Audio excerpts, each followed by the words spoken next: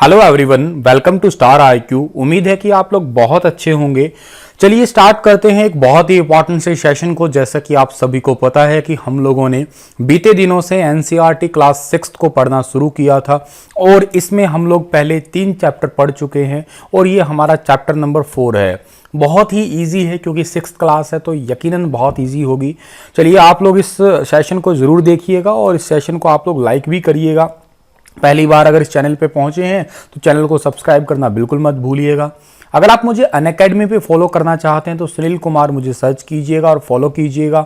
और अगर कोई भी कोर्स परचेज करना चाहते हैं तो आप स्टार आईक्यू मेरा कोड यूज़ कीजिएगा। स्टार आईक्यू कोड यूज़ करने से आपको इंस्टेंट 10% डिस्काउंट भी मिलेगा।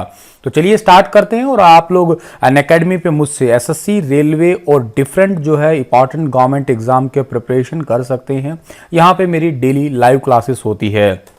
चलिए पहला क्वेश्चन बहुत आसान है। इस चैप्टर में टोटल आपको 10 ही क्वेश्चन इंपॉर्टेंट देखने को मिलेंगे और इन 10 चैप्टर को आप बहुत ही आसानी से कर देंगे। सबसे पहला और बहुत इंपॉर्टेंट सा question, when did Harappa cities developed? Basically Harappa शहर कब विकसित हुए थे? अब यहाँ पे आपको एनसीईआरटी क्या कहती है ये समझिएगा। ब्यूटी ऑफ एनसीईआरटी है, ये बहुत ही प्यारी सी बात आपको देखने को मिल रही है कि कौन से साल। यूं तो आप लोग पढ़ा करते हैं कब से कब तक, यूं तो आप पढ़ते हैं 2350 से लेके और 1750 ईसा पूर्व के बिटवीन आप लोग हड़प्पा शहर को पढ़ा करते हैं। या यूं कह दीजिएगा, वैसे आप इंडस वैली सिविलाइजेशन भी इसे बोल सकते हो, सिंधु घाटी सभ्यता भी कह देते हो, लेकिन ये सबसे बड़ा शहर था। सबसे पहले इसे खोज लिया गया था। कब खोजा गया था? 1921 में। और किसके द्वारा खोजा गया था? दयाराम साहनी के द्वारा इसे खोज लिया गया था। तो हड़प्पा शहर कब विकसित हुए थे? तो ये माना गया है लगभग हमारी एनसीईआरटी कहती है अबाउट 4700 ईयर्स अगो, यानी कि लगभग 4700 साल पहले जो है ये हड़प्पा शहर का विकास हुआ होगा, या इसी टाइम के दौरान जो है ये हड़प्पा शहर का जो है वो कार्यकाल रहा होगा। दूसरे क्वेश्चन की ओर जाते हैं। तो हाउ मैनी जो है stores of houses were generally found in Harappa cities? आमतौर पे हड़प्पा शहरों में घरों में कितने भंडार पाए जाते थे, मतलब बेसिकली कितने ग्रेन्स होते थे? तो यूं कहिएगा कि हड़प्पा सभ्यता में एक बहुत बड़ी बात थी। वो बड़ी बात क्या थी? अन्नागार थे। ठीक है, अन्नागार थे, बहुत बड़े थे। जैसे आपको ये गार 2 बार लगेगा, एक तो सानागार वो आपको मोहनजोदड़ो में पढ़ने को मिलेगा और सबसे बड़ा अन्नागार ये आप लोगों को देखने को मिलेगा कहां पे? हड़प्पा के अंदर देखने को मिलेगा। तो यहां पे बात है कि आमतौर पे हड़प्पा शहरों में जो है ना वो 1 या 2 मंजिला, आमतौर की बात है 1 या 2 मंजिला जो है ये भंडार पाए जाते थे, यानी कि ए ऑप्शन जो है इस क्वेश्चन का हमारा वो बिल्कुल ठीक रहेगा। तीसरा क्वेश्चन हमारा क्या होगा कि जो क्राफ्ट पर्सन्स होते थे, वे did the craft persons make the things in the earliest cities?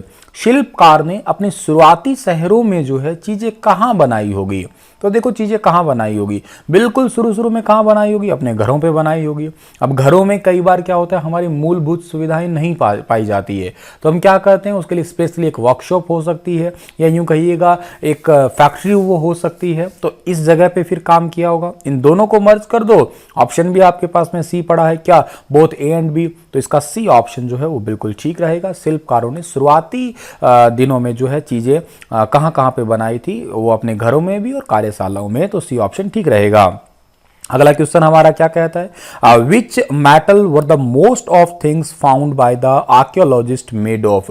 पुरातत्वविदों ने सबसे अधिक किस धातु से बनी चीजें पाई थी? तो सबसे ज्यादा जो है किससे? जैसे स्टोन से।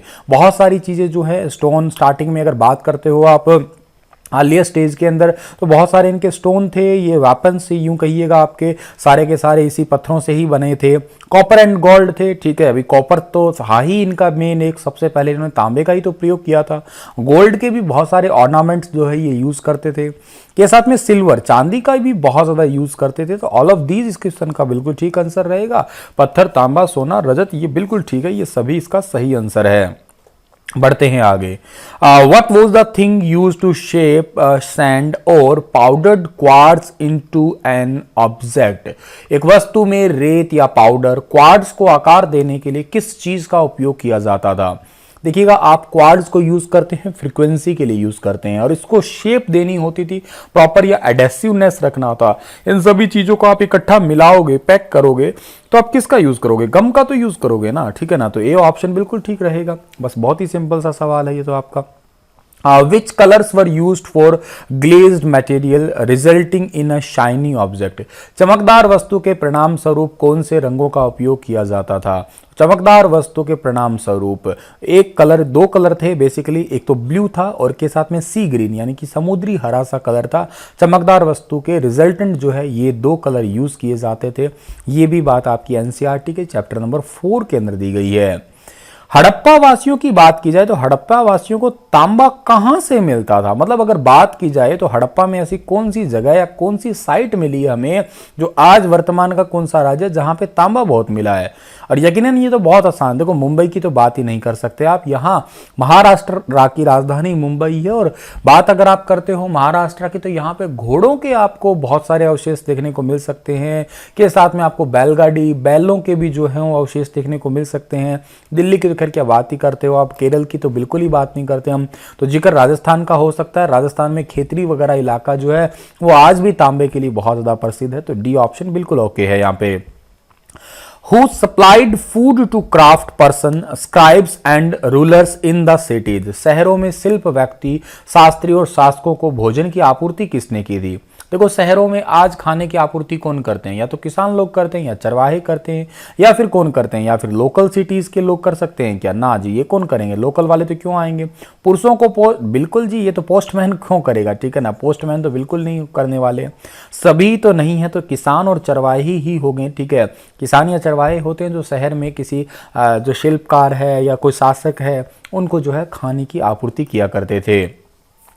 How did the Harappas irrigate the fields and grow plants through? हड़प्पावासी जो होते थे ना, अपने खेतों में जो है मतलब सिंचाई वगैरह कैसे करते थे, या पौधों को कैसे उगाते होंगे? जरिया क्या था इनका?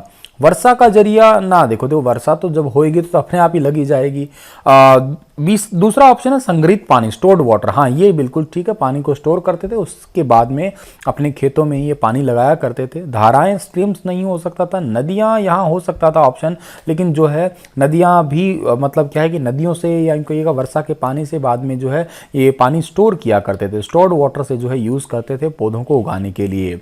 तो चलिएगा अगला क्वेश्चन हमारा क्या रहेगा कि नौकाएं और जहाज समुद्र और नदियों में कहां से आए थे? जो समुद्र या नदियों में कहां से आए होंगे? डॉकयार्ड से आए होंगे भैया, आपके डॉकयार्ड, जहां पे जहाजें जो है पानी वाली जहाजें या नौकाएं बनाई जाती है। जैसे वर्तमान में भारत में मझगांव डॉकयार्ड शिपयार्ड लिमिटेड है जहां पे जहाजें वगैरह बनाई जाती है, ठीक है। तो चलिएगा इसी के साथ में सेशन समाप्त होता है। चैप्टर नंबर 4 आपका पूरा हुआ। बैक टू बैक आपको चैप्टर नंबर 5 भी मिलेगा और बैक टू बैक आपको चैप्टर नंबर 6 भी मिलेगा आज की डेट में। चलिएगा, stay happy, stay healthy, star IQ को सब्सक्राइब करिएगा और बहुत जल्द आप लोगों से मैं रूबरू होता हूं नेक्स्ट वीडियो के साथ में। Thank you so much.